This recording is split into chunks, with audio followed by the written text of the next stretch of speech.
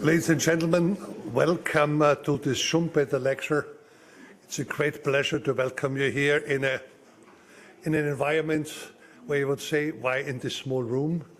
Well, our big Kassensaal is under construction.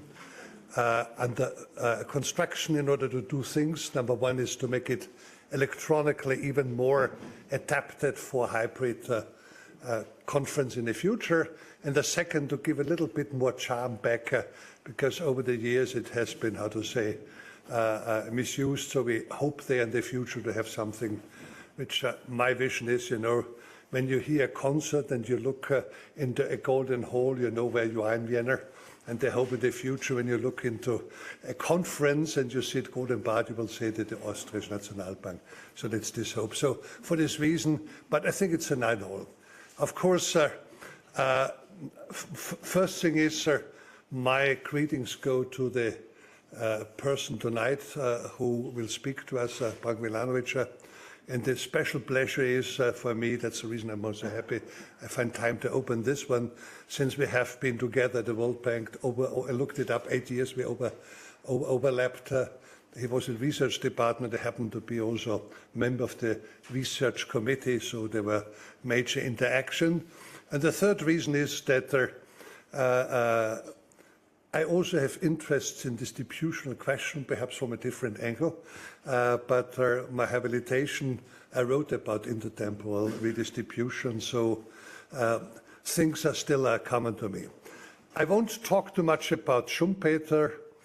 You all know him, you all know the society, so thanks for the Schumpeter Society to have invited you. But one of the things, income distribution and Schumpeter, which comes together, Schumpeter with his creative destruction raises the question, is this the mechanism that creates inequality, or is this the mechanism that, how to say, helps to destroy inequality? It's a question that both, I don't know whether you want to answer it, but perhaps I will ask it to you when we have our conversation. And I have only one more thing to say. I'm astonished by this number of celebrities from Vienna we have here tonight. When I look here in the rows there, and I don't know what it is. It is the weather outside is not so good, a bit hurrying, or whether it's the intellectual interest of the Schumpeter Society. Very happy to have you all here, and with no further ado, all the details about the personality, CV and others, I pass on to my dear predecessor. Coming back here, Ewald, the floor is yours. Thank you.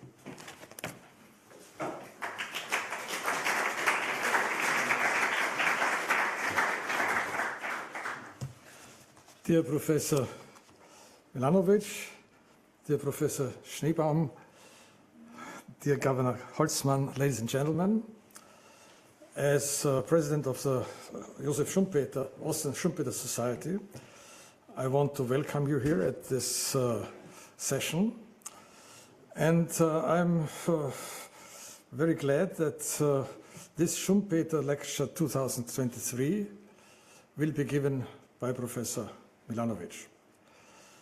Professor Milanović is one of the best-known economists worldwide today, and there is we got a huge interest in this lecture.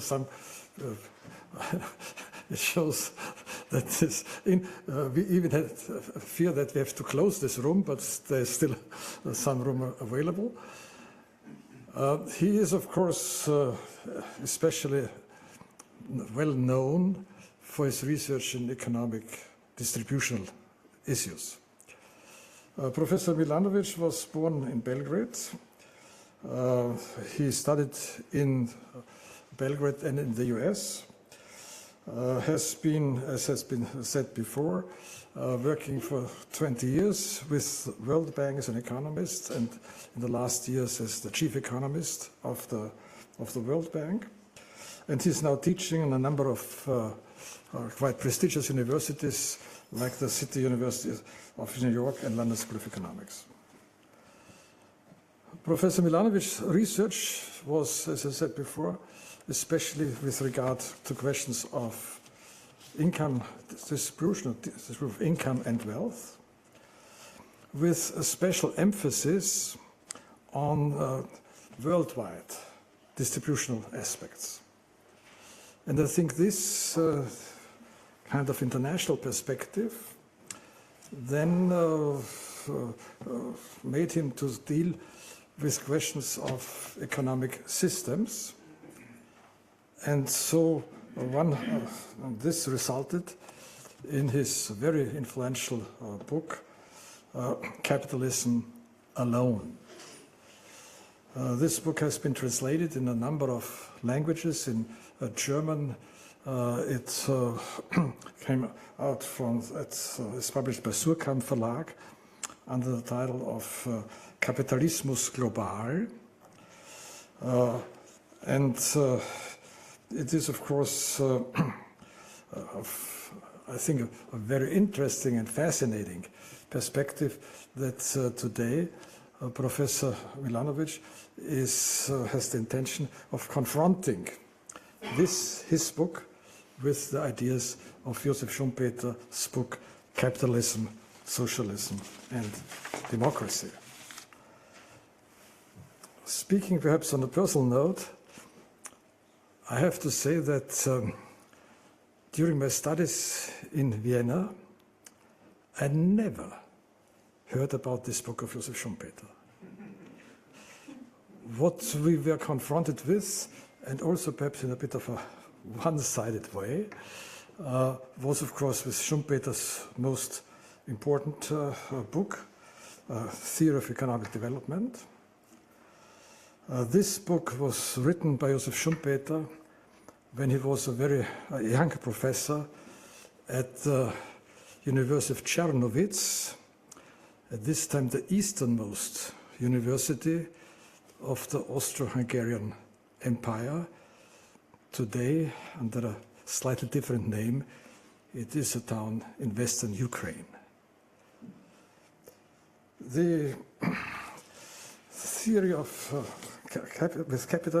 with the book of Capitalism, Socialism, Democracy, I was only confronted during my stay at Harvard University, where, at least at this time, it even was required reading for economists, and also discussed in the context of public choice theory.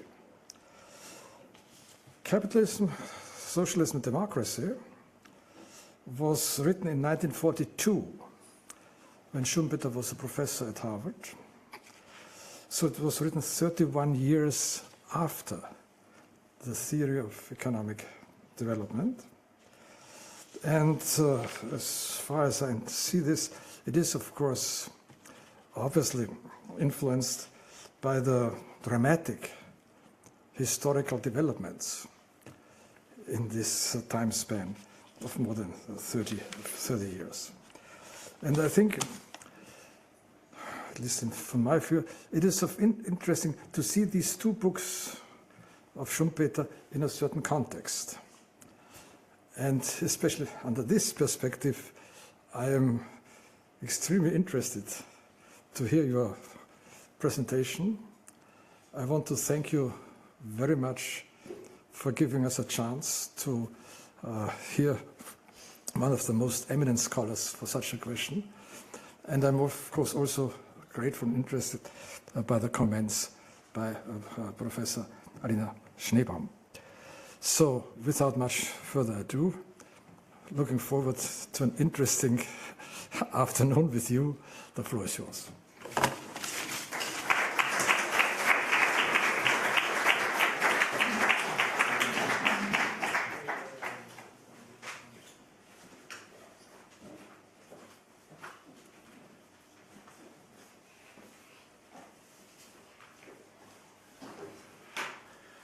Well, first of all, thank you very much for being here.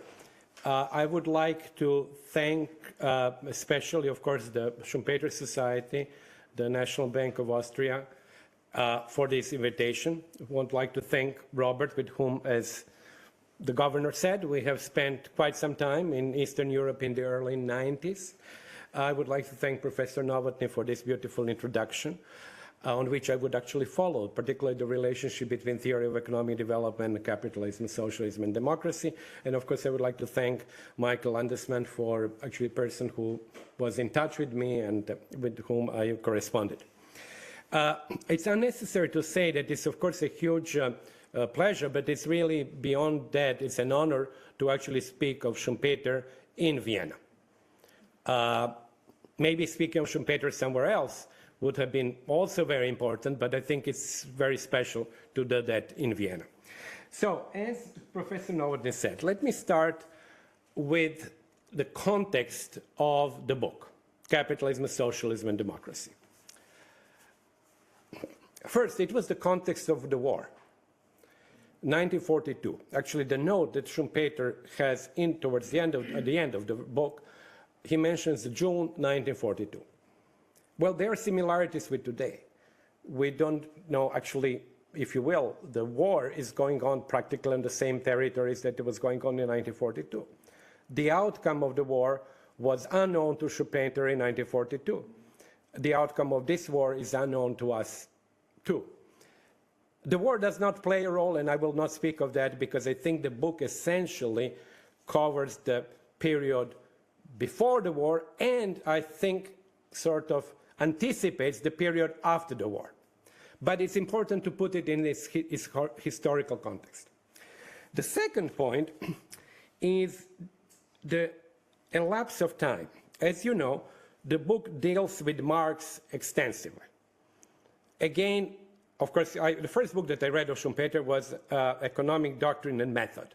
And Marx, of course, is present there a lot, which, of course, is interesting given the background of Schumpeter, his connections with Wenger, Ben Bawerk, and others.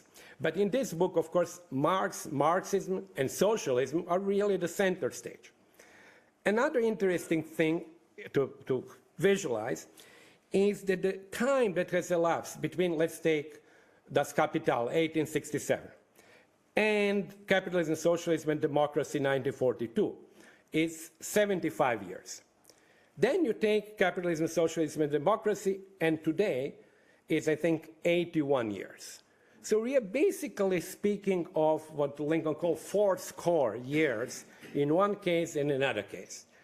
Schumpeter sort of criticized, analyzed, and actually looked at Marx's predictions. And we can now look at Schumpeter's predictions and do to Schumpeter what he did to Marx in some sense. See how it has evolved in 80 years. And I think we can actually draw some conclusions, I believe, about the difficulty of predicting social change and evolution. So this is for the beginning about the context. Then I have to say a few words because I actually personally felt very strongly about Schumpeter from the very beginning when I started reading him. Because of his amazing erudition, I actually even liked the way that he wrote, obviously in English translation, and then of course afterwards he was writing in English. I actually liked the language. I found the sentences very often complex but intriguing, because as you know, he would start with one statement, then halfway in the sentence he would kind of make a different statement undermining the first part, and in the third part he would actually reinforce the first part. So it is a challenge. It's actually challenging in a good sense. Not people today say it's challenging for something which is impossible to understand. This was actually demanding. So I really had this sort of a personal relationship. So I would like to mention something that has been mentioned before about the personality very briefly before I go to the book. I would say, if I were to define it, I would say he was brilliant and paradoxical. So let me give you some of the paradoxes of his work and life. Let me start with the Business Cycles, which are probably his most ambitious book, which was supposed to actually overturn, the general theory, not to overturn, but to be as influential or even more. Well, as we know, it has not been a success. And to be honest, I mean, this is not my area. I'm not interested in business cycles, but a couple of times I took it from the IMF World Bank Library. There is really a big 2-volume edition. I gave up very quickly. It is a very different book. It is very sort of with lots of numbers, but I could not figure out the logic. So in any case, it was not a success, but it was supposed to be the most, for him, his perspective, the most, the one that he put the greatest effort in, yeah, I believe. But then, capitalism, socialism, and democracy was kind of considered, I've read, sort of entertainment for him. But it became the most influential book. And we are talking about that today, and I think actually the part which I will not talk, but which is very important, is the part of democracy. Since I'm an economist, not a political scientist, I would talk about capitalism and socialism. But democracy part, I think, is very important. His definition of democracy as essentially a tool for the aggregation of preferences. His view of political parties, his view of individuals basically competing through their vote, through the party vote to affect the outcome is very much what basically we can actually say different democratic or quasi-democratic or semi-democratic regimes are now experiencing. So I think that part is, I think, quite important. Now, let me go what is the, what I would say was his ambition, and going back to what Professor Novotny said, I think it goes really back to the theory of economic development. And it is to see capitalism as a dynamic system. And as actually he said, I had a quote here, that we cannot even, says, capitalism is by nature a form or method of economic change, and not only never is, but never can be stationary. And I think this is crucial because that line goes from theory of economic development to capitalism, socialism, and democracy. So capitalism needs to expand. Now, how does it expand? Technological change in innovation and entrepreneurship. And that idea is in theory of economic development. So in some sense, it was really a very consistent story over 40 years. And what I think also was his objective was to create what Walras has done for the static economics or capitalism, is to create a dynamic Walras. So it's actually to dynamize Walras. And it was probably business cycles were one attempt to do that. Maybe it's really impossible to get to such a degree of sophistication in a dynamic sense, because we know static pictures, but we really cannot chart the transition. And I think that was his permanent objective, and I think if one thing that we need to associate, and I wish that actually people would, and I think people do, Schumpeter, is with dynamic change in capitalism. Of course, creative destruction comes in that role, entrepreneurship comes there, but I think this is the core of Schumpeter's thinking as a young man, and then, of course, when he was, of course, towards the end of his career. Now, let me put another, because I can go on, but I have to talk about the book now. One thing which actually is impressive is vehement, strong defense of points of view with which he doesn't agree. And that's actually a very interesting feature. Most economists or most people, when they criticize something, when they speak of something they don't agree, tend to be critical. Now, Schumpeter was actually very often in disagreement, but was actually defending some parts of that. That most obviously the case in the case of Marx. Then another one, huge approval of the use of mathematics in history of economic analysis. Huge approval, and that's why this admiration for Walras. But on the other hand, not the use of economics, of mathematics in his economic work. And finally, in this book, and as I move to the book, belief and argument, little bit the kind of épater le bourgeois in the victory of socialism. But he was anti-socialist of an aristocratic bent of mind. So that's yet another paradox that I think he sort of exuded throughout his life. Now, let me go to the, let me just take a little bit of water, and let me go to the book now. First, you know, I mean, if I were to simplify, and I think we need to simplify, what is the message when it comes to capitalism and socialism in the book? The message is the following. Capitalism will fail, socialism will succeed capitalism and would be able to function at least as efficiently, and there are reasons why he says probably more efficiently. Disagreement with Marx, it would not fail because of economic contradictions. Actually, if anything, it would be really the superstructure and not the infrastructure that would spell the doom of capitalism. So you can say, he would say, Marx was right, but for wrong reasons. So let me go then over the arguments that he made, and then I would go through these arguments. Then I would go through the arguments briefly on why socialism would be successful, and then I would try to actually answer the question which I think everybody who reads the book is left with. Why is that these predictions did not come through? They are logical, there are many arguments there that are strong, but we know the reality is that socialism failed, capitalism is stronger, as my book says, capitalism, comma, alone. It comes in two varieties, but the change is very different to what Schumpeter envisaged. So what were the arguments that I think that one can distill about the fall of the failure of capitalism?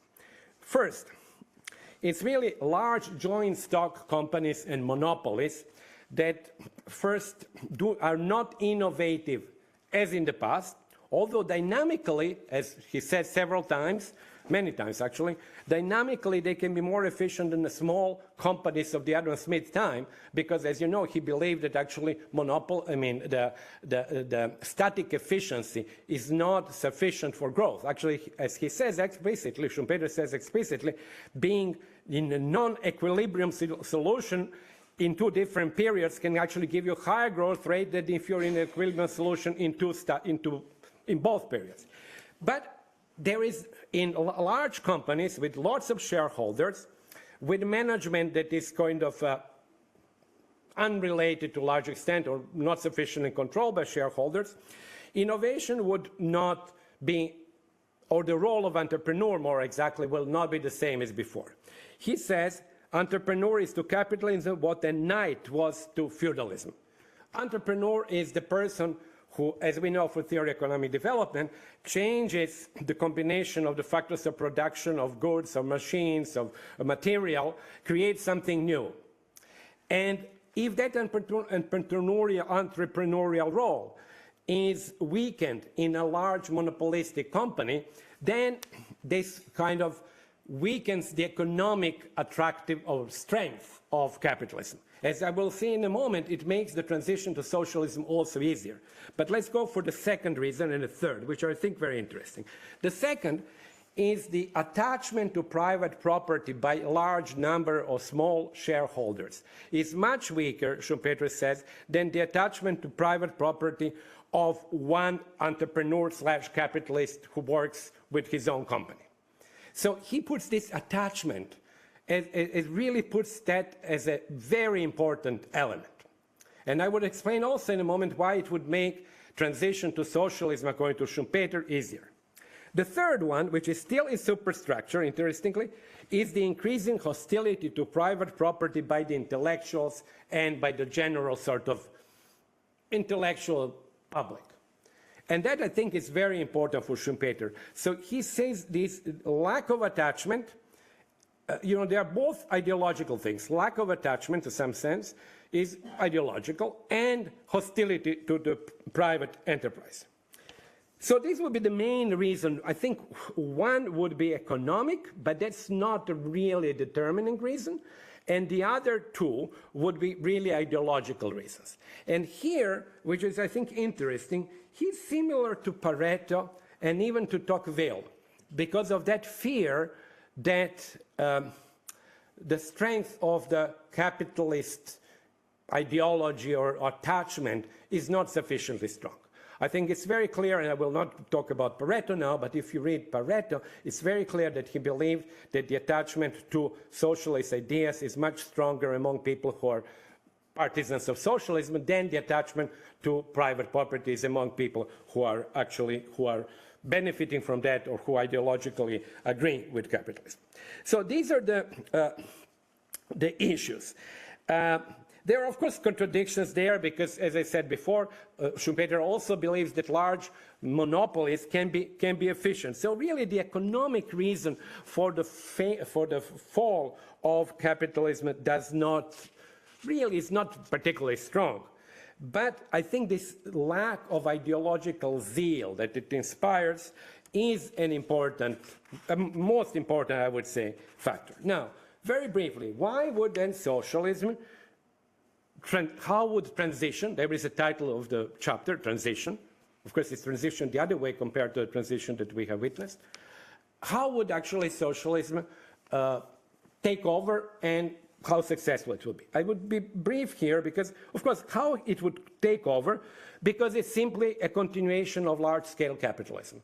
Then again, think of this, and I think it's useful to think, because of Schumpeter at the time in 1942. Think of Léon Blum's France. Think of, after the war, nationalization of coal mines in Belgium. Think of Clement Attlee and Labour Party. It was relatively easy. Even think of Chinese Revolution that essentially, took over private companies, gave some money to shareholders.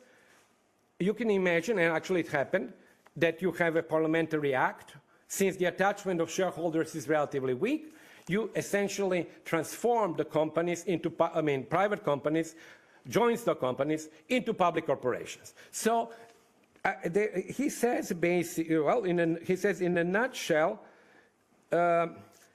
socialization of the means of production means a stride beyond big business on the way that has been chalked out by it before, and what amounts to the same thing that socialist management may conceivably prove even superior to the big business capitalism in the same way that big business capitalism has proven superior to small-scale capitalism. So it seems kind of natural. It's not a very big deal. To replace one sort of, well, even to keep the managers the same, but simply to replace the many dispersed owners by one owner. And he's very unambiguous on that. It's centralized socialism, and there is a board. So it's he doesn't use the word of a planning board, but he uses the word board. But it's very clear that he doesn't mean decentralized socialism, he means centralized socialism. Now, what were the advantages of socialism in the sphere of ideology? He says it would command greater loyalty from people, and interestingly, that would enable socialist authorities to deal much more decisively with those who don't agree, he doesn't use the word, with dissidents. Why? Because he says with private property, capitalists and bourgeoisie really would accept, and he uses the France under Louis Philippe, would accept that you shoot strikers, but they would not accept that you limit freedom of opinion. Because they're afraid that if you limit freedom of opinion, expressing opinion, and actually undermining capitalist system through, speech and writing, maybe the next step would be elimination of private property. But if you have a single state, like a socialist state, which combines loyalty of people, you can just get rid of all these malcontents, which he sees as an advantage in terms of management. Malcontents would be managed, but they would be managed well because the loyalty of the public would be on the side of socialism, so there would be not a big outcry if it happens. Finally, the last point is an interesting point for me because of inequality. It's very briefly mentioned. He says there will be certain efficiency gains from socialism. The gain would be that the incomes which are received by rentiers, which are really to some extent unnecessary incomes because these people do nothing basically, they just have money and they have shares. He puts the number relatively low, to 1 to 2% of GDP, would be actually received by the state. The state will be able to distribute that money more or less to everybody, and that's the interesting part. He says there will be greater equality. If there is greater equality, there will be greater happiness, doesn't use the word happiness, but greater satisfaction among people. And interestingly, for somebody like me, he goes there to a very utilitarian perspective that you find in Dalton and then afterwards in Tony Atkinson's measure, is that basically the more equal the distribution, the greater is overall social welfare, which I found interesting because, as you know, he's a huge critic, enormous critic, an acerbic critic of utilitarianism. But he, de facto, here uses essentially a utilitarian argument for greater happiness. So this would be like why, there are several small reasons, I will not go into that, why he believes that socialism would function and would be able to replace capitalism and function. Now, the last part of my talk is where did he go wrong? I think we have to ask ourselves, if I go through all of what I said, and I don't think that I invented it, but basically, on all counts, the predictions turned out wrong. So the question is actually why? So I would say, first one on which I think he was mistaken, and he should have taken this into account, and he doesn't mention that in his discussion of socialism. He doesn't mention socialist calculation. He doesn't mention Lange, Lerner, Barone, Mises, of course. And in 1945, we have Hayek's article about the use of knowledge. He does mention some inefficiencies of bureaucracy, but the idea that dispersed information, which exists in economic life, cannot be centralized, is not present. Now, the reason why I would argue, and this would be probably my key part, is that it's not that the Schumpeter could not visualize that, but I think that the basic problem was in the vision of technological progress. And let me explain. If your technological vision of technological progress in 1942 is that technological progress is essentially large companies producing standard goods with economies of scale, which means reducing cost of unit of output, you really implicitly have a view that that knowledge and that ability can be concentrated. You accumulate capital, you know what to produce, you know how to produce it, you produce like 15 socks rather than 5 socks, you produce 200 chairs rather than 100 chairs, and you actually can overtake and be more efficient than large capitalist scale or even, obviously, small capitalist scale. And I think that's where the origin, in my opinion, the origin of the mistake was, is that the nature of the current technological progress, which started really basically from the 1980s, was different. It was with personal computer, with decentralized information, with ability to actually effect change in a hugely decentralized manner. That I believe also, and I will come to that, that sort of denied, negated that idea of technological progress, but also made a whole difference to success, or rather failure of socialism, and to success of capitalism. Essentially, socialism from the 1960s was unable to cope with the new technological revolution. And I don't think it's by accident that we see from 1965 onwards in countries like Yugoslavia, Czechoslovakia, Otto Schick, Poland, Kosygin reforms in Russia, new economic mechanism in Hungary. Something started not being all right even then. And that, in turn, made the difference between, on the one hand, ability of capitalism to generate innovations, to introduce new entrepreneurship, and think of the fact that all the giants of billions of dollars who exist today are giants of the current technological revolution. And not only in the US, also in China. Most of them have not inherited the money. They are actually the result of the technological revolution in the same way that the Rockefellers were the result of oil and Carnegie's were the result of rail developments. So that change in the technological progress and the type of technological progress made a difference in the success of the two systems. And I think then we go to the infrastructure, to the superstructure level, ideology, made a difference in the ideological acceptance of one system versus another. Because the failure of socialism, which became more and more apparent, reduced the support for that system. And on the other hand, the success of capitalism and, of course, the use, which I think he estimated, the use of capitalist money to kind of create what Gramsci calls the hegemony, was very successful in changing the ideological acceptance. So rather than having hostility, as he was saying in 1942, towards capitalism, I think that we have moved to a situation of total hostility first towards socialism when it declined, and also acceptance of capitalism in many ways, which I don't agree with that, but I think I notice it, as a natural system. And so to finish this, I would, and that's of course the challenge to defend, and it's actually a ground on which I may be disagreed with or attacked. I think that the reason why this whole prediction or thinking did not go the way that Schumpeter envisaged was really an epistemological problem, and it's the problem of predicting technological change. And to quote Nassim Taleb, who also I liked as an author, when he basically argues that you cannot predict it, and gives a nice example that many would, of course, remember. He says, imagine your tribal chief asking you to write what will be the technology of the future. And you write, well, there will be a wheel. Well, he says, if the advisor to the tribal chief knows that there will be a wheel, then there is already a wheel.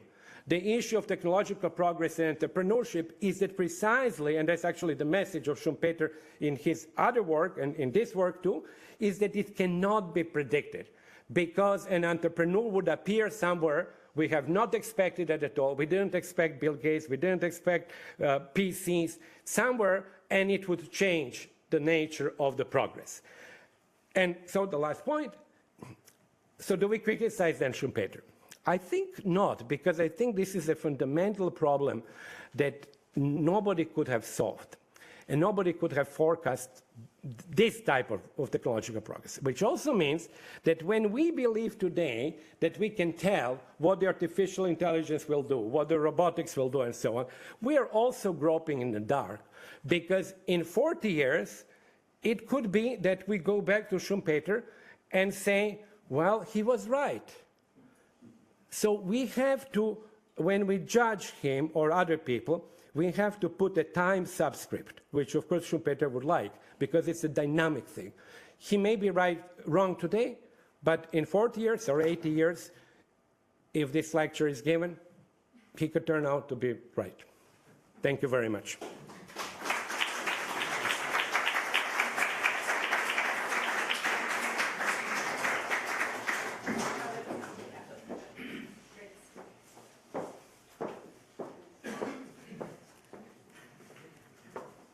Hi, everybody.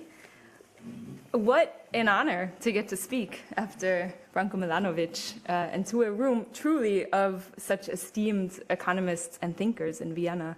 I'm truly honored. Thank you. I'm also completely aware of why I was invited to come and give these comments. There's a movement these days to invite young women to speak and be on the podium, and I think that's fantastic. And I'm happy to do it. So now I get 10 minutes where I will share my ideas, and I think it's great that you have to listen. Or you don't have to listen, but that at least somebody might listen. Okay, great. So I have 4 big points before, I mean really, Branko, it's very hard to follow you. But I'm so glad to be talking these things. So I did my PhD in economics at the University of Massachusetts at Amherst, which is a place where when I told that to Branko, he said, oh, so you're a lefty. What it means is that we actually read Marx and we read Schumpeter. And I work at the WU, at the Vienna University of Economics and Business, and I work with many PhD students, and they're not reading these things anymore. And of course, I teach economics, and this is not what happens in economics these days anymore. And so one big question that I have is, what are we doing in economics? We're all very good at math. We're all very good at optimizing and all that, but should we be looking more at the bigger system, or is this now something for another discipline to be doing? Are we saying political scientists should be thinking about this? Economists are a set of really, really smart people, as it turns out, and a lot of resources, but we have big economic problems, so why aren't we thinking about these big questions in ways that might help? Okay. Before I open up the box of these really big questions, I just want to comment. There's a thinker, you probably know her, Branko, because you're so well read, Isabel Wilkerson, who wrote The Warmth of Other Suns and most recently Caste. I listened to a podcast, an interview with her recently, and she said something great. She criticizes, not criticizes, she describes the US economy and the US system of racism and casteism. And she says she often gets the question, well, okay, so what do we do? How do we make it better? And she says, when you buy a house, you have an inspector come and look at the house. And the inspector looks around and can identify, here's a problem, here's a problem, here's a problem. But it's not the inspector's responsibility to fix the problems. The inspectors identify the problems, and then you get a contractor to fix the problems. So I wonder, in our academic world, if we shouldn't be bringing in more policymakers into our conversation, if we shouldn't be bringing in more people on the ground experiencing capitalism to talk about, how to make the things that are going wrong better. So that's my caveat. I'm going to bring up a lot of issues, but I'm not going to solve them. Okay, so my 3 points are the following. The first is, so many of you know, and Branko and I, we met talking about inequality, especially intergenerational inequality. So intergenerational persistence. If your parents are very wealthy and your parents have a lot of education, you are very likely to do that as well. So I found myself yesterday at a very funny situation for students who want to be entrepreneurs. And the trainer asked the students, are there any things you heard in your household growing up that kind of are stopping you from pursuing your entrepreneurial dreams? That you heard, you're not going to be good enough, or you're not creative enough, or something. And almost all of the students in that room, and these were the students who said they want to be entrepreneurs, they all said, no, my parents told me I can do whatever I want. Now, I don't know how many of us in this room grew up with that. I grew up in the United States, so I grew up with it. But I don't think a lot of Austrians grew up with that. But there's tremendous intergenerational inequality in, if you happen to be lucky enough to be born into a family where your parents tell you can be an entrepreneur, then you can be an entrepreneur. So I wanted to bring in the inequality in entrepreneurship in that sense. The 20-year-olds who want to be entrepreneurs are the ones who are being told they can be, and that's not everybody. Okay, the second point, and these two get a little bit bigger. Technological progress. I was thinking about technological progress while I read your notes. One of the ways that I see technological progress very much, that we all know very well, is through social media. I mean, this is a huge technological change in our world. I'm an expert on gender issues, gender in the economy, and so I'm also keenly aware of how social media is impacting gender norms and our understanding of gender in the world. Did you know that 5% of people under 25 in the United States, 5%, 1 out of 20, identify as transgender or gender non-binary? 5% of young people. That is a huge number. A huge number. And that is, in my view, very much triggered, enabled, really enabled through the existence of social media and this changing technology. So, changing technology allows a pushback against traditional gender norms, which in general I think is a good thing. But what does it mean when we have a breakdown of our traditional gender system? It means that now women go into the workforce. That's expected, that's even necessary under capitalism, even though capitalism has always relied on the unpaid and underpaid work of women in the household division of labor. But now capitalism has evolved such that women have to go to work. And so what does the state do? I mean, here we are in Vienna, kindergartens are free, basically. It's like 40 euros a month. So the response to, we're changing gender roles, we need more workers, so let's get the women in the workforce. How are we going to deal with that? If we also believe in equality, we have to open up free and all-day childcare, which, by the way, seems a little bit socialist to me. So we have some elements of capitalism kind of destroying itself and it evolving into something having some elements of socialist structures. Just to throw that out there. The last point that I want to make, because I only get 10 minutes, which is very fair. I mean, this is a huge ratio of time given the speaker here. And I might not even have had to make this point because Sigrid Stagel is in the room, so if I hadn't made it, then she would have. Of course, the major contradiction of capitalism, so we're talking about capitalism, the major contradiction of capitalism is that it is not sustainable. As we just heard, capitalism needs growth. It can only exist in a world where there is economic growth. Capitalism, in order to enable that, has also created a completely consumerist society. We all buy a crazy amount of stuff, and we order it, and it's at our doorstep the next day. And that is the world that we live in.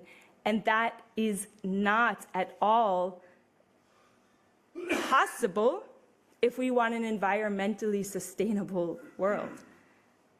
So when we talk about capitalism, when we're talking about these big questions, socialism, capitalism, technology, to me, we cannot ignore, in particular, those last two questions. What are we doing with gender structures?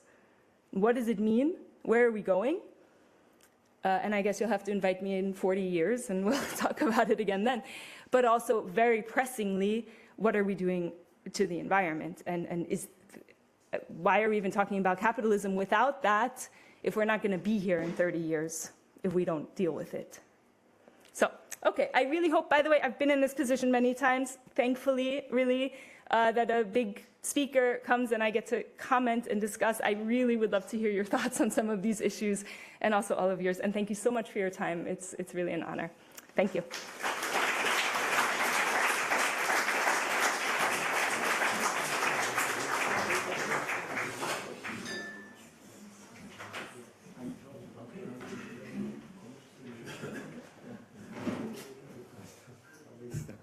Sorry? Yeah. Some glass, yeah, yes, please. I took two, actually. Okay. So, probably some bookkeeping. I think there are people listening online to this event. We thought there would be, it was not enough capacity to have all the people who wanted to come. And the people online can also post their questions or comments. Please do that under the rubric, under the chat function, and it should be to the panelists, okay? You don't have to write directly to one or the other, but just do it not for everybody, but to the panelists, because that's how it's going to be collected. And there's a colleague, Martin Sadler, over there who will alert me to interesting to questions from the audience. So anyway, thank you very much, both of you. It was a very exciting talk, quite complementary to each other, widening the scope of the topics we are discussing. And my function is simply to organize a discussion, so I can fill in gaps, but please, I would like to start off with asking you to make questions or comments. Karl Spichelmann is first, yeah? Is then, okay. Is there a microphone by any chance? Can we go one by one? Yeah. Yeah, because we don't, I will be short. So we'll do one yes, by one. Yeah. Thank you very much, Karl Spichelmann. My question for you is on your views on current concentration tendencies in actual capitalism.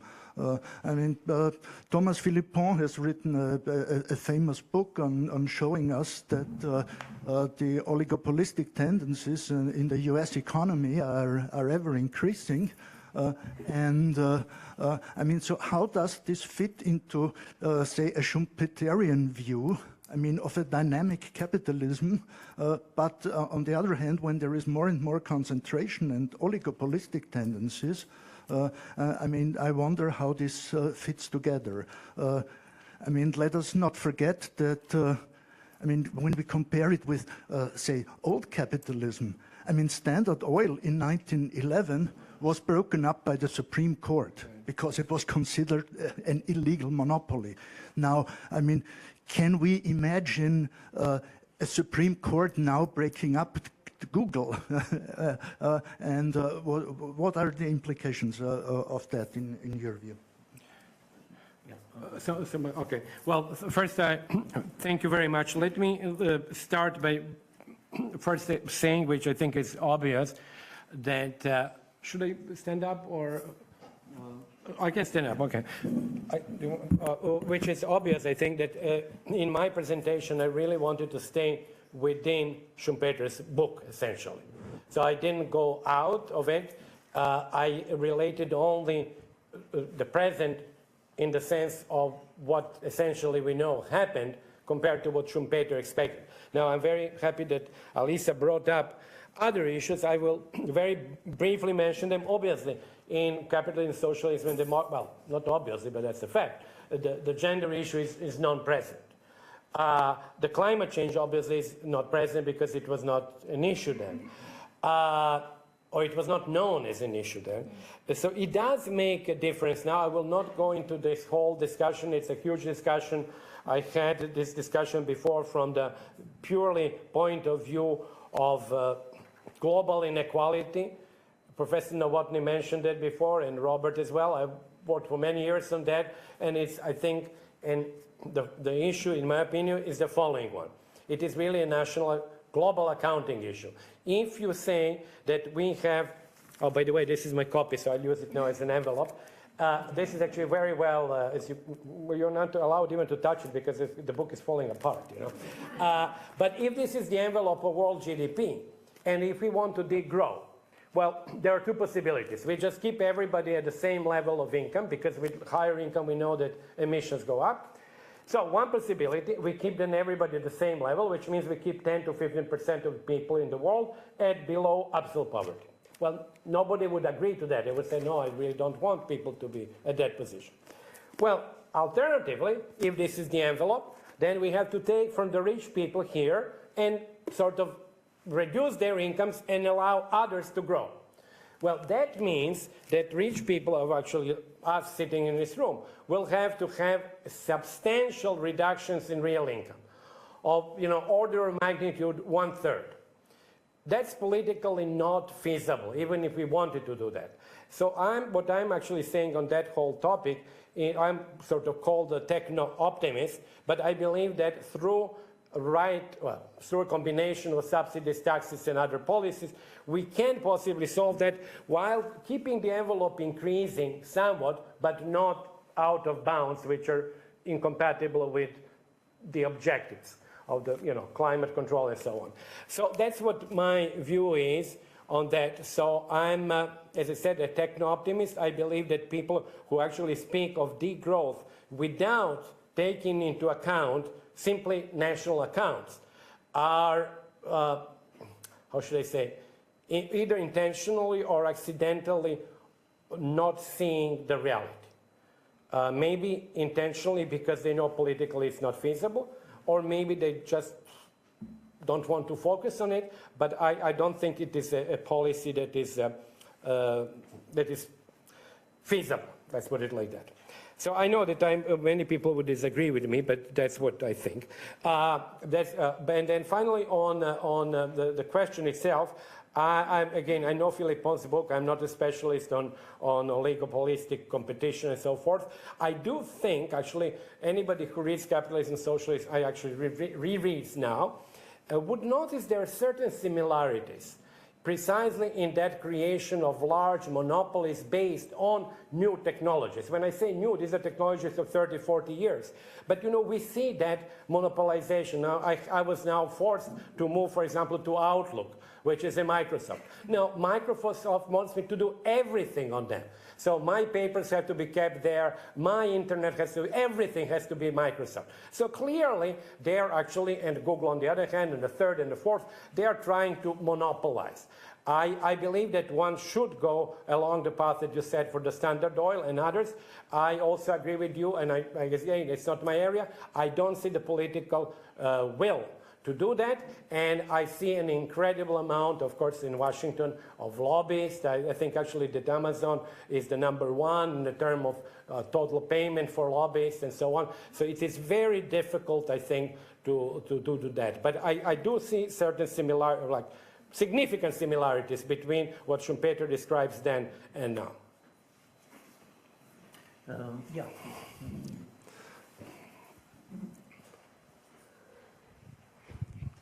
My question goes in the direction what you just mentioned. Isn't it that now technological progress is creating monopolies? Because we have this network effects and everything. We have natural monopolies. And frankly speaking, we are now moving in the direction what Schumpeter predicted. And we now have a problem which would be familiar with Schumpeter, because these monopolies have monopoly rents, and our inflation is mostly due, just recent research by the ECB, mostly due to profit increases by companies. So this will lead, in my view, to a backlash, and I wouldn't say that in 40 years, as you said, probably already by next year or the year after that, it will be shown that this will create a problem.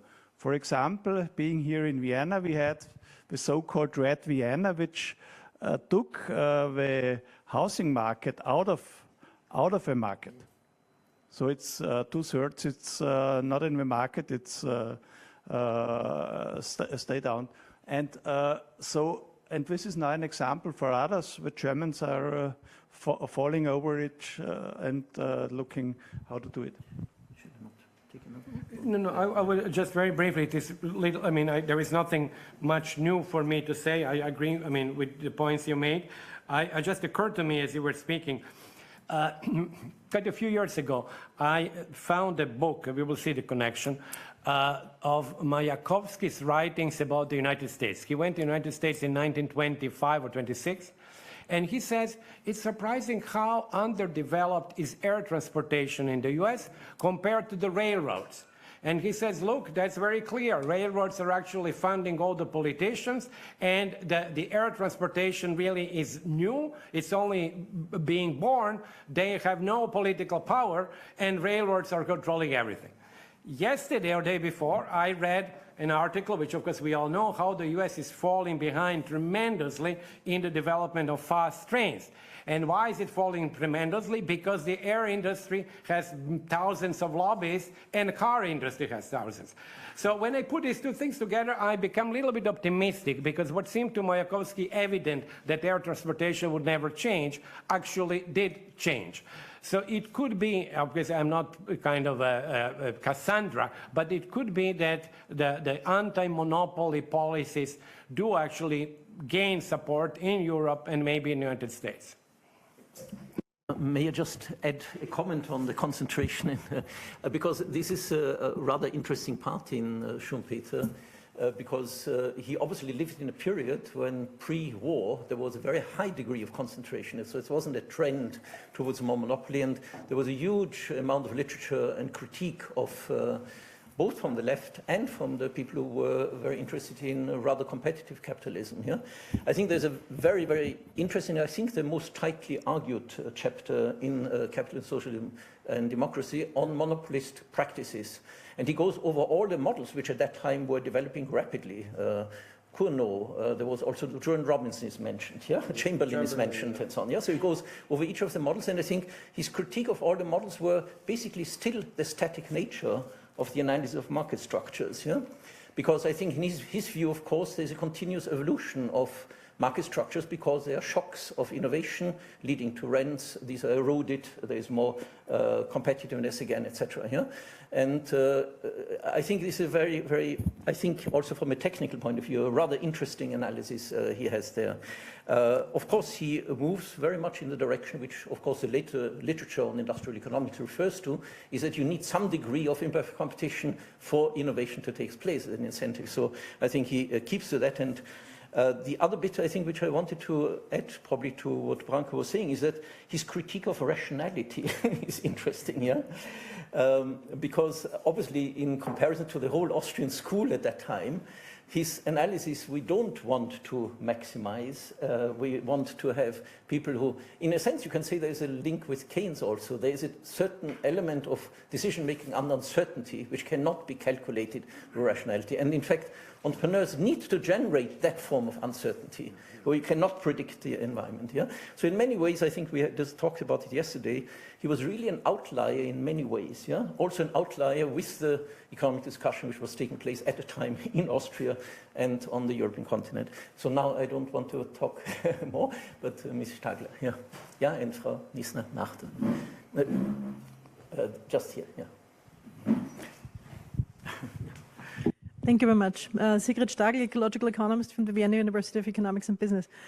Thank you so much, Professor Milanović, for your presentation. As always, when reading your work, it was intellectually stimulating also to listen to your presentation. But maybe I want to challenge your position a little bit in the sense, or maybe ask for clarification, let's put it that way. You said it would be difficult to envisage people in rich countries to give up a third of their income for the sake of letting poor people in poor countries have more income so that they get out of poverty, and at the same time we don't produce more because we are way beyond the biophysical limits in some regards. But isn't there another position where at least discussing or at least giving up the goal of maximizing income or increasing income in rich countries, and at the same time growing incomes in poor countries would be sort of a position that would be sort of middle ground, yet still challenging in terms of the paradigm. And this is, I think, what the degrowth movement is trying to do. They're not necessarily saying that, that GDP needs to be reduced, but what they're arguing is let's move away from the monodimensional goal of increasing GDP and maybe have other societal goals taken into consideration, and maybe GDP is a means to an end and not an end in itself. I would be interested in your views. Thank you very much. I mean, it's a fair point. You know, I actually have lots of respect for many people with whom I have disagreed. For example, Kate Raworth and Jason Hickman. I agree. I mean, I see their point. I see your point. How should I say? Problem is that we can get rid of GDP and create something else, which I think would be probably desirable, and actually probably it will happen because GDP itself is a measure that changes, right? But the problem is that production of material goods and also some services is clearly linked to the level of emissions. And as we know, you know, the elasticity between your income and emissions, if your income goes down by 10%, emissions go down, up. If it goes up by 10%, emissions go down by 9%. So the elasticity is between 0.9 to 1. So in other words, if we let this envelope increase, there will be necessarily an increase in CO2 emissions. And we can change philosophically try to change what are our, how should I say, objectives as individuals. I'm skeptical about that. I wrote about that in Capitalism alone. I actually believe that one of the reasons, going back to Schumpeter, for capitalism to be a system which never stops and can never stop is that it actually has to generate these needs in us. And we are doing pretty well. We follow that, and we do also order things by internet. We travel. We consume, and I think in that sense capitalism has been very efficient and successful. Now, can we philosophically change? That's really a question. I don't think we can, but I may be wrong. I think that if we can, there will be small groups, but they don't influence the main sort of development. So I'm skeptical on that, but as I said, it could be that I'm wrong. Thank you. Thank you, Professor Milanović. My name is Birgit Niesner from the Austrian Central Bank. I really appreciate that you put the work of Schumpeter into context, into historical context. I'm still intrigued by the year 1942. Normally, I think that, I've never lived through such times, but what I know is that in a war economy, central planning is more important, and also very market capitalist oriented societies turn towards this because otherwise it wouldn't work in those times. So do you think that Schumpeter may have come to a different conclusion if he had written the book 10 years later? Well, an excellent question. I believe that actually most of the arguments were already from the 1930s, and actually his small piece, Can Capitalism Survive, is really, I think, 1936. So I think the arguments are not necessarily, I don't think that they are driven by war economy. I totally agree with you that, of course, as you know, the German war economy was one of the big sort of exemplars for the Bolshevik economy in the 1918 and afterwards. But I don't think the war, in my opinion, is not present in the book. I think that the book, that's why I said the book really corresponds, in my opinion, better to the 1930s of Europe and then the post-1945, although it was written in 1942. But that's my impression. I think that it's kind of interestingly, it seems to me it's outside of the war as such, which is, of course, an interesting question in itself. By the way, he continued to produce new editions, and the last one is in '53, yeah? But just before the Korean War led to the boom. And at least the version of the book I have, there's a last lecture he gave to the American Economic Association, where he still maintains exactly that. Starts with socialism will win. And it's a lecture he couldn't deliver anymore because he died probably the night before. Yeah? But so he maintained very much the line of argumentation. Professor Novotny, yeah. Perhaps more general. There's a microphone. When I first read Capitalist Social Democracy, of course, I was reading it in a way, where is he right and where is he wrong? But I think this is perhaps a wrong approach. And my question is, couldn't we see this discussion as a kind of a dialectic process? Capitalism, the thesis, socialism, antithesis, and then there is some kind of a synthesis, and this could be what we have come to know as, let's say, a social market economy, or you could also include it as an eco-social market economy. And I think if you take this kind of approach, it is a bit, let's say, closer to realism and closer to a pragmatic perspective. Oh, I think let me, this is my kind of a ideal comment, because I would actually, and again, that would put me at odds with many people, just use your analogy of dialectical approach, but I could actually see political capitalism as being number 3 rather than social market economy. I could see China, if you will, as number 3, because it does combine features of capitalism, innovation, development with political control. So it could be, we don't know. Again, it could be that there is a social market economy. It could be a change in philosophy. That's why it is difficult, actually, if you're Schumpeter in 1942, it's difficult to project, to guess what will happen in 2023. But I would currently see China as a possible model for many other places. So that... the next one is Nina Jovanovic, yeah. Should I have it? Oh. Well, first of all, thank you very much for very inspiring lectures. I have questions for both of you because you tackled technological change, but also inequality. My view is that we live in times of Schumpeter's creative destruction because fourth industrial revolutions, we just have this digitalizations taking place, innovation, one after the other. And I think profits from these innovations are very short-lived. And my view is that that this is really the time of creative destruction. In the same time, they can be very demotivating for our entrepreneurial activity. And Alyssa, you mentioned cultural problem, that in some cultures like the US, it's really a cultural thing to motivate the youth to innovate and be entrepreneurial, but for less developing world, it's not really the case.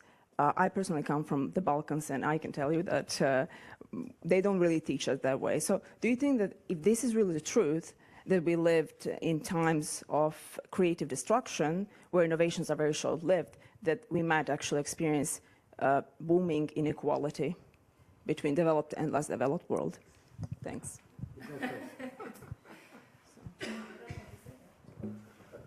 Branko, that was cheap. Neither of us knows what to say, so we turned on my microphone. Do you want me to go first? Yeah, I do. Okay. I do. Okay, I am not I'm totally convinced. I see your point. You know, this is obviously very speculative. The US is an entrepreneurial society. It has been a long time. And actually, one thing that I wanted also to mention, but I didn't, I think that Schumpeter also had mostly in mind, in reality, Europe. US was ideologically always pro-capitalist. And when he speaks of the rising hostility towards the entrepreneurial system, I really think that he had Europe in mind rather than the US. So it is true. But on the other hand, I think it is, if I may say, simplification. I look at Asia. Asia is not, I mean, overall, it's still not a very rich continent. But entrepreneurially, it's a continent that is actually quite booming in many respects. And even I would say for Africa, although I'm not necessarily an optimist in terms of their development, but Africa has actually, in, for example, electronic payment system, in things like that, many countries have gone, leapfrogged.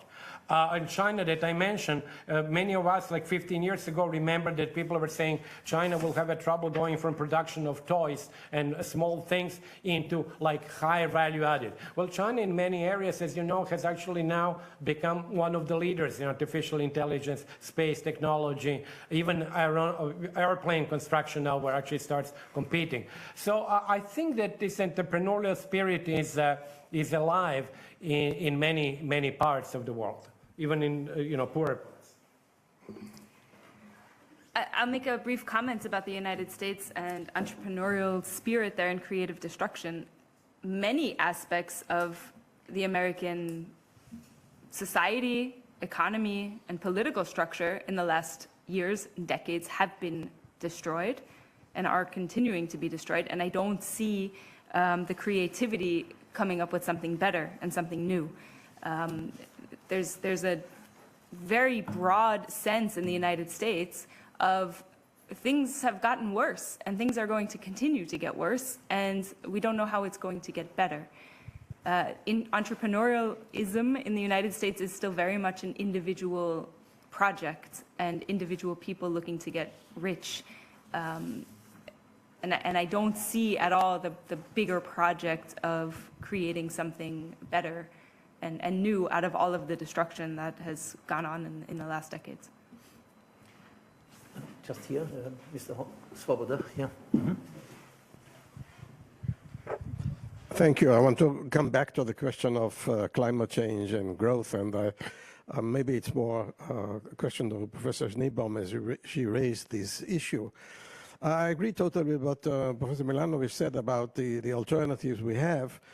Now, we have some tendencies, especially with the younger generation, who change their pattern of consumption.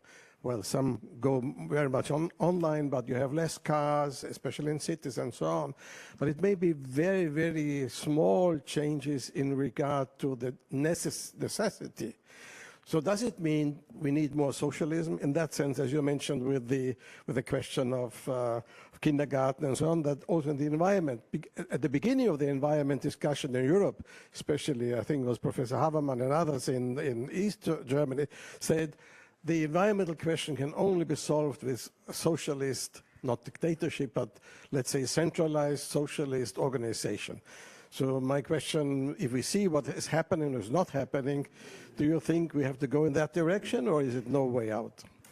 My answer is that I don't know if it has to be solved with socialism, but it most certainly cannot be solved in a capitalist framework. Remember when that ship got stuck in the Suez Canal a couple of years ago? I was really fascinated, and I read a lot about container ships, and I read something extremely disheartening. The 15 largest container ships in any day produce the same amount of CO2 emissions as, guess how many cars? You all have a number in your head? 15 container ships, 750 million cars. And there are hundreds of these container ships. So we can all get hybrid cars. Few of us can ride our bikes. It comes down to the structure and the system of we're all consuming way too much stuff. And we're doing that because that's the system, that's capitalism. Capitalism needs growth. And we all want capitalism to do well because so many people have risen out of poverty and life expectancy has gone up tremendously, and health and all of that.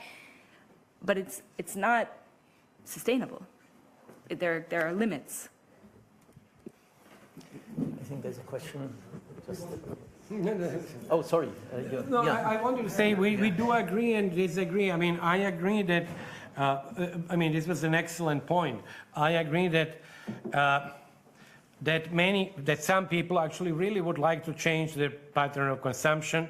I do think it's also a drop in the bucket. It's small. I think that the changes, as you said, the changes are enormous compared to what we are doing. And I don't see the political change, the political willingness to do that, despite lots of sort of questioning. And, there are bike lanes, and these are all small things. But, Kate Raworth has this plan with Amsterdam. It's good. It's one city. But, let's not exaggerate. This is a drop in the bucket, which is not saying that I am against it. I'm just saying that it's, as Schumpeter actually said, a stationary capitalism is an impossibility. And actually he says even, and quite possibly, that the rate of return in a stationary system is zero. Now, if the rate of return, average rate of return is zero, like why would on average an entrepreneur invest at all? Because if on average your return is zero, you're not going, somebody might invest, but not too many people would. So it is true that actually capitalism requires growth. And I think it's a good thing, except that we need to find a solution, which, as I was saying before, for me it's a technological or an economic solution. So, but we do agree that there is, of course, an issue. I want to came to mind, I want to share personal points about socialism and entrepreneurship. So, as I said, I come from the United States, and when my father is self-employed. And when I first moved here, I looked around and I thought, wow, I would never start a business here. The state has way too much control over everything that goes on. Well, anyway, 12 years later, I started my own business recently, so I'm now also self-employed. And it is crazy how expensive it is. And it's very difficult to be entrepreneurial in this structure and in this system. And yet there have to be regulations. But I see these days at a personal level the tension between socialism and entrepreneurialism. Welcome to the real world.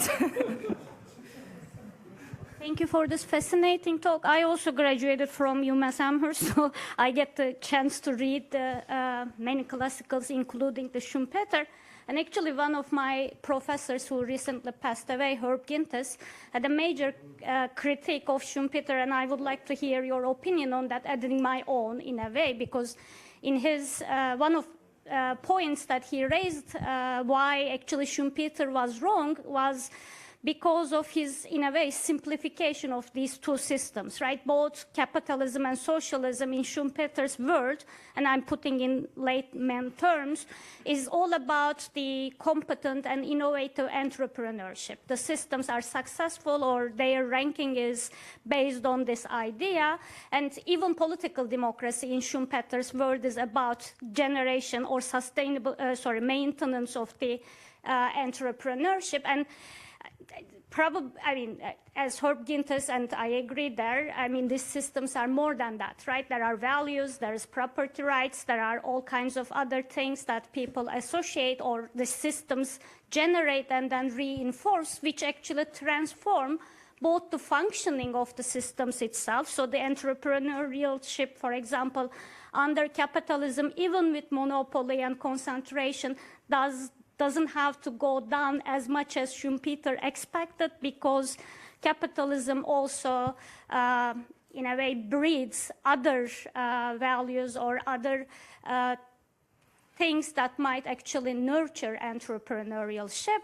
So I was wondering what you think of this type of criticism.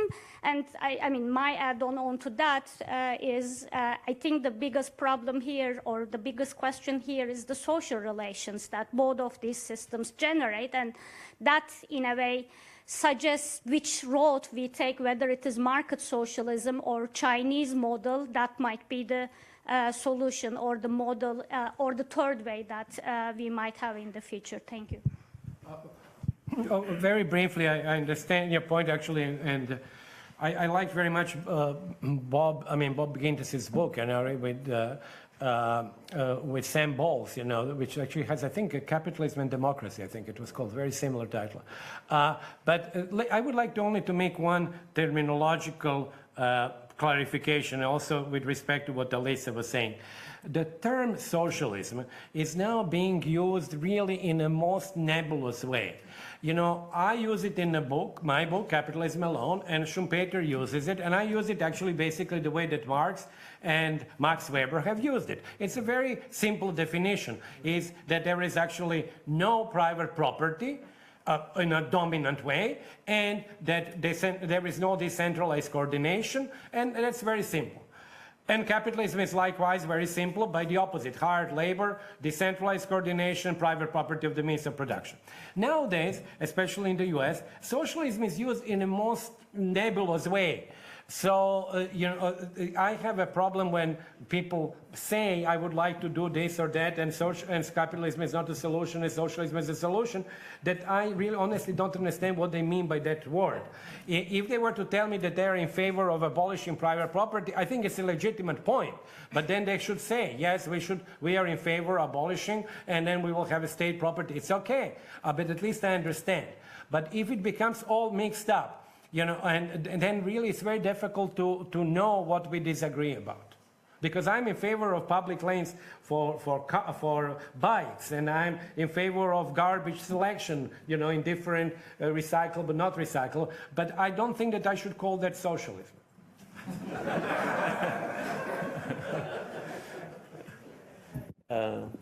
Anybody? Yes, there's a question over there. Mm-hmm.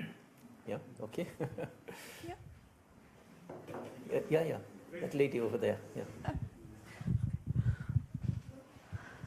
Hello, my name is Clara. I'm actually a student, but I'm really surprised about the question that were asked already. So I'm a bit nervous, but still now I want to ask my question, because I feel like it's actually okay to ask all of these questions. So it was really, really interesting. And yeah, I also study at WU, at the University of Economics in Vienna. And no, I never read Schumpeter. No, I never read Marx or anything like this. But I'm a big fan of Schumpeter, and I'm also a big fan of Marx, actually. So this was perfect for me, this lecture. But my question, so to come back to it, when we talk about how economics have changed like in the past years, the first thing that actually comes to my mind is how the core of our economics and economy is actually turned to asset manager capitalism and financialization and stuff like that. And if we talk about all of this, then my question would be how to deal actually with things like BlackRock or just asset manager capitalism. Isn't this like a big change also in how we view entrepreneurship or stuff like that in general? And how can this be viewed like in a Schumpeterian way also? So thank you. I don't know how to deal with BlackRock. Economics, in my view, and the people in the room who know me know that I think this needs to be taught differently, needs to be taught in a more open way. As I said to my students just a few hours ago, actually, my view of how economics is taught these days is that students are learning how economists think. So they're learning the tools that economists use. Students are finishing their degrees and have no idea about the economy, have no idea how to answer economic questions, or not no idea, that's a little exaggerated. That's maybe like calling bike lanes socialism. But economics is these days very much about learning tools, and that is frustrating to them. Many students tell me every single year how disappointed they are that they didn't learn what's going on in the economy, but they're very good at math. I am of the opinion that economics education needs quite an overhaul to deal exactly with these issues of what's going on today. If a student has a bachelor's degree and opens the newspaper, they need to be able to have something to say about it. I couldn't agree more, actually. I think that it is, in many ways, it's kind of almost scandalous how it is being taught. But it's very difficult to change. But I think it is true, when just one small episode, I've heard this, and I think I read actually about that, about a famous professor who was, his main thing was actually that he was very good in teaching his students how to publish papers and have a great CV.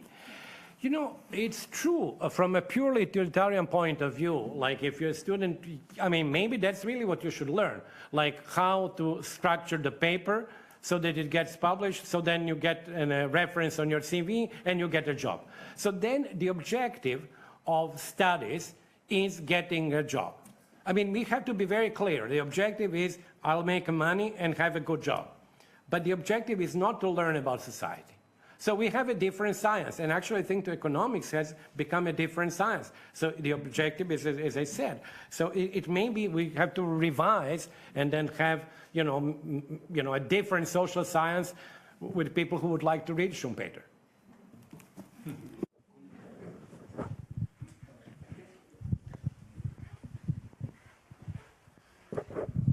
Thank you for the interesting speech and for the useful comments. There is one thing, nevertheless, I can't help missing. You talk a lot about China and socialism in China, etc., but there are other examples, not as big, of course, as China, but if you look at Singapore, definitely not a socialist country, even though the government has its fingers anywhere in the whole country, but it's small. If you look at Taiwan, or if you look at South Korea, where the governments are very active economically, but it's not a socialist country. So I think this alternative of an active capitalism, if I may call it like this, has not been discussed so far, and I think that is something which is missing. And a footnote, I can't avoid liking footnotes as an academic, to the comment on the big ships in the Suez Canal. I don't know how many people know what they are powered with. I don't know whether bunker strikes any, no, doesn't. I don't mean golfing, but I mean bunker in the sense of the crude industry, crude oil industry. If you go to a refinery, you have different qualities of the product. The highest quality for chemical industry, then less high quality, etc., until you come, so to say, to the refuse of the refuse. That's left over, so to the feces of crude oil, and that is bunker. You're not allowed to drive your engines with bunker within the national frontiers of a country. So what these ships do, they do it outside the national frontiers, and no one even mentions it. There is no attempt, to my knowledge, to stop the use of bunker. It would be easy if the big economists, the US, the EU, and maybe one or two others would agree to do it, but no one does it. And in spite of that, they tell us if you cover, your pot, that will save a lot of energy. Even though our Minister of the Environment is not aware that you can't always cover your pot if you produce a good foam, any chef will tell you you can't cover your pot. Thank you. Because it's an important point, just to be again terminologically very clear. I, in the book and in my conversations, I don't call China socialist. It is a capitalist country. The 80% of value added is produced in the private sector. Employment, is, including self-employed in agriculture, is 90% private, not state. So I call China in the book a political capitalism, which of course is Max Weber's term, or you can call it state capitalism. So I do actually think that China is a capitalist country.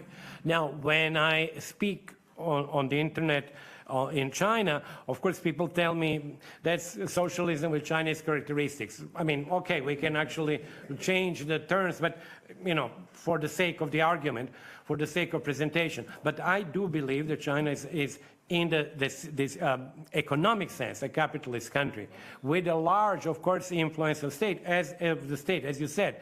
South Korea had it, Taiwan has it, Singapore has it. So these are activist states in a capitalist environment. The fact that it has a party which is called Communist Party, Singapore de facto has also one party. It can be called many, many names. But I just want to make clear that I didn't call China socialist. And just one point, in terms of Taiwan, that is maybe a capitalist country, but a completely monopolistic economy. 90% of our computer chips come from Taiwan. So that is like a world monopoly that is run in many senses by the government for exactly that reason, that's the monopoly, the most important monopoly maybe in the world right now. Yeah, Andreas Knapp from the Vienna Institute for International Economic Studies, but I have to say I'm not an economist, but thank you so much for the very interesting presentation and the comments by Ms. Schneebaum. Concerning the expansionist nature of capitalism, you mentioned something very interesting before. You held the book in your hand and said, okay, it's because it's politically not feasible to redistribute 1/3 of the world's wealth to the poorest countries. But you still said it is possible to grow the pie a little bit, but with some taxation and good economic policies, it would be possible to grow the pie a little bit, but it still solve this huge problem of inequality. Could you elaborate a little bit more on that? Thank you. I have to disappoint you. I cannot elaborate much because it does require much more, how should I say, data work. I have not done that. There are people who have done, there are several people, including Lucas Chancel from Paris School of Economics, who has done it in his dissertation. Robert knows actually in the World Bank, that was a database that is still not used. We have the most detailed classification, more than 100 categories of consumption. And for each of them, you could actually put carbon intensity, and then through input-output table, you can even relate it to the production. But it's an enormous work, which I think so far nobody has done in such detail. So I cannot say much, but this is an a priori view. I do think that by the use of the incentives, well, that's why I did economics after all, by the use of incentives, we would be able to sort of change the emission intensity of our GDP. Let's put it like that. But I cannot prove to you that we would be able to stay within 1.5%, and I don't know that, and I just rely on other people if they can find that out or not. I don't know. And then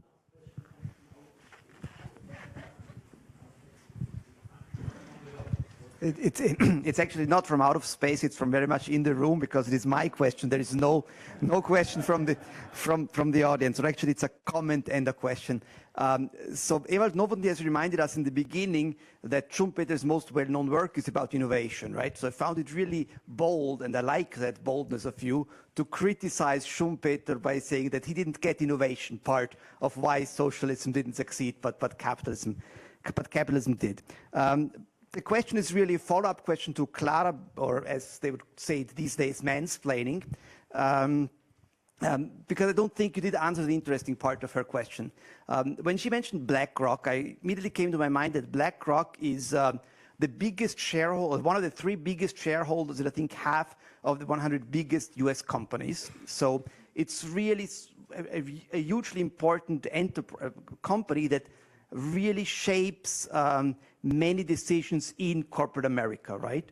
So in a sense, the question is, isn't it a way beyond capitalism or the spirit of the entrepreneur in capitalism if one company really controls them all and in some cases might have an interest in telling one company not to compete with another? The very specific example, tell Google not to compete with Microsoft on the same product scale, because that is, of course, what a Schumpeterian entrepreneur do. This is what you say was the reason capitalism succeeded. But then in the end, it turns out that if it's all owned by one big company, then there is not that competition around. So are we, in a way, in a socialist capitalism right now? Or capitalist socialism. No, it's an excellent comment. Actually, it kind of pushes, how should I say, it pushes monopolization and the oligopolistic stuff even further. In other words, as the example that you gave, we can visualize it like 1 or 2 large investing companies that basically control everything. Well, maybe it goes back, I don't know, this is another historical discussion, but basically it goes back to the literature of pre-World War I, essentially. I think that I think not accidental that we have these issues at a time of very fast technological change. I mentioned before Rockefellers and Carnegies and others. It is, the time when people bring things up. They want to monopolize. I mean, that's why they protect, their intellectual property. And then maybe the state has to react against that and to stop them from doing this.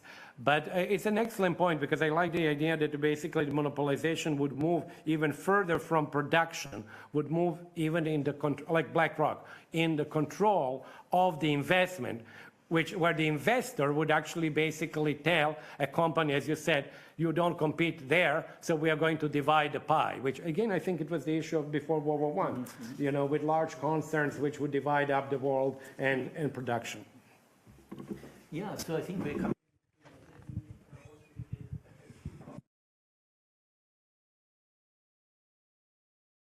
Which we didn't expect, actually, in some of your in your presentation. It's similar as when one reads Schumpeter. I think it's interesting that it's a person, there's a bit of an analogy with our generation, who made his formative contribution in a period of optimism, of growth, basically, because it was really a pre-World War I world, which was expanding, innovative, technological progress, also trickling down to some extent.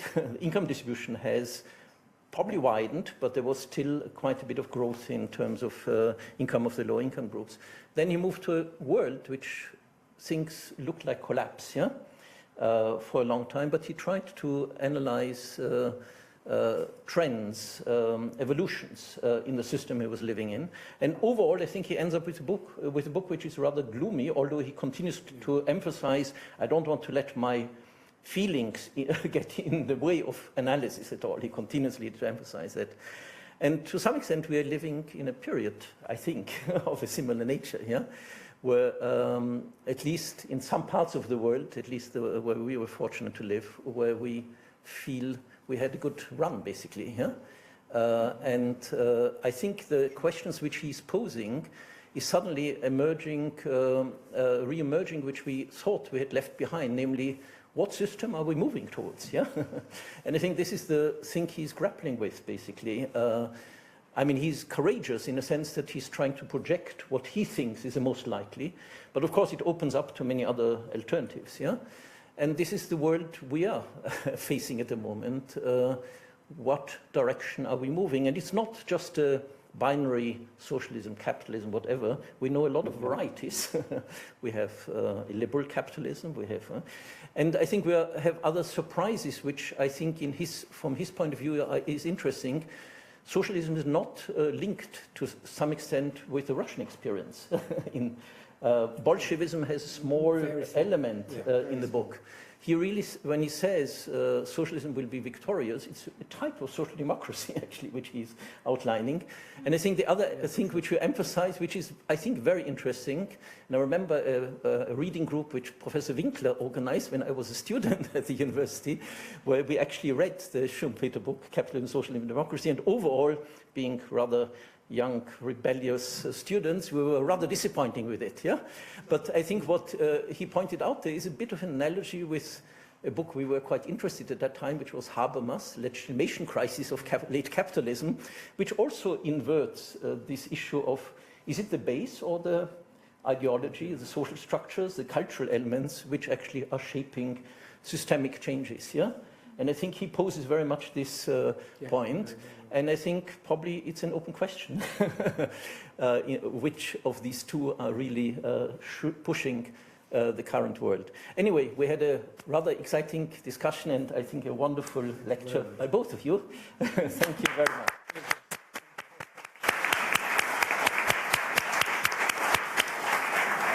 And I just wanted to mention one more thanks to the governor and to the central bank for hosting us for many occasions already, and the city of Vienna, who also supports these events quite strongly in terms of allowing us to bring such wonderful speakers to give these lectures in our society. Thank you very much. Thank you very much. Thank you.